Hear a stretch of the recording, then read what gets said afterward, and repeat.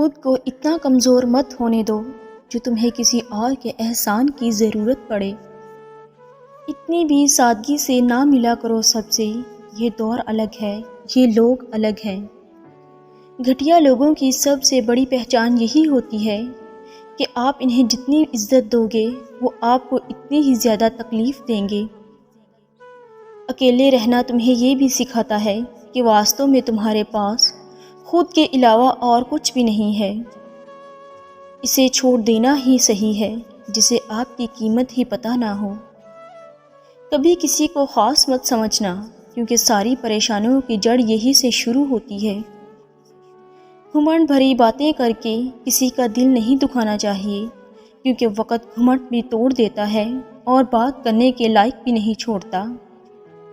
دوسروں کی زندگی میں اپنی جگہ ڈھونڈنا بند کر دو، یقین رکھو آپ ہمیشہ خوش رہو گے۔ میں نے بہت قریب سے دیکھا ہے، رشتوں کو لوگ یہاں پل بھر میں ہی پرایا کر دیتے ہیں۔ رشتے دور تک چلتے ہیں اگر ناراضگی کی عمر کم ہو جائے۔ صبر کرو، جو سچ میں تمہارا ہے وہ کبھی کسی اور کا نہیں ہوگا۔ اگر آپ کو وقت کا پتہ ہی نہیں چل رہا، اس کا مطلب ہے آپ کا وقت اچھا چل رہا ہے۔ کچھ اگر بدلنا ہے تو اپنا رویہ بدلو، جگہ اور لوگوں کو بدلنے سے کچھ نہیں بدلے گا۔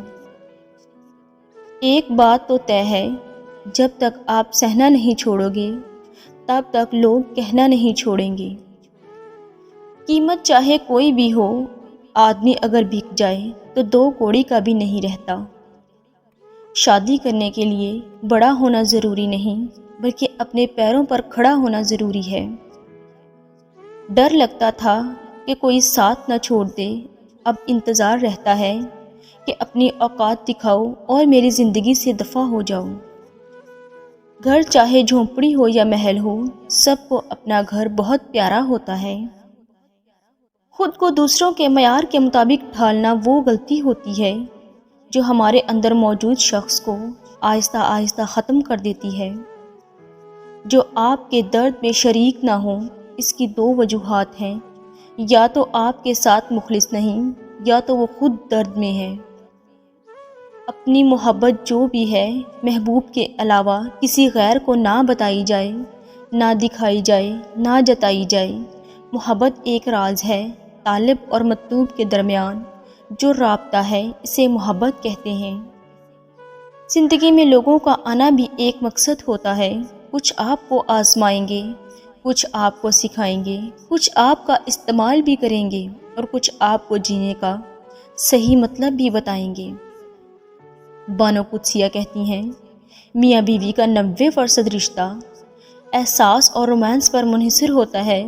جس عورت کا شوہر احساس کرنے والا اور مانوی ہوتا ہے، وہ ایک جنت جیسی زندگی گزارتی ہے۔ علامہ اقبال کہتے ہیں، جس قوم نے عورتوں کو ضرورت سے زیادہ آزادی دی، وہ کبھی نہ کبھی ضرور اپنی غلطی پریشان ہوئی۔ کچھ لوگوں سے عجیب سا رشتہ ہوتا ہے، لڑتے رہیں، ناراض رہیں، ڈانٹتے رہیں، مگر دل کرتا ہے ہمیشہ سامنے رہیں۔ عورت جب علم سے ناواقف ہوتی ہے تو وہ شوہر کو تھکا دیتی ہے، بچوں کو بگاڑ دیتی ہے اور قوم کو تباہ کر دیتی ہے۔ مرد کی محبت عورت کو ہمیشہ جوان رکھتی ہے، جبکہ مرد سے ملی ناقدری عورت کو جوان عمر میں ہی بدصورت اور بدمزاج کر دیتی ہے، کیونکہ عورت کے سب رنگ مرد سے ہی ہوتے ہیں۔ قیامت والے دن نہ صرف بیوی کی نافرمانیوں کا حساب ہوگا، بلکہ شوہر کی بد کلامی اور ہر ظلم و زیادتی کا بھی حساب ہوگا۔ عورت کو اگر دل فریب باتیں کر کے مرد کا دل جیتنا آ جائے تو وہ مرد کے دل کے بہت قریب ہو جاتی ہے۔ عموماً ایسی باتیں کرنے والی عورت سے مرد مقناطیسی کی طرح اٹک جاتا ہے۔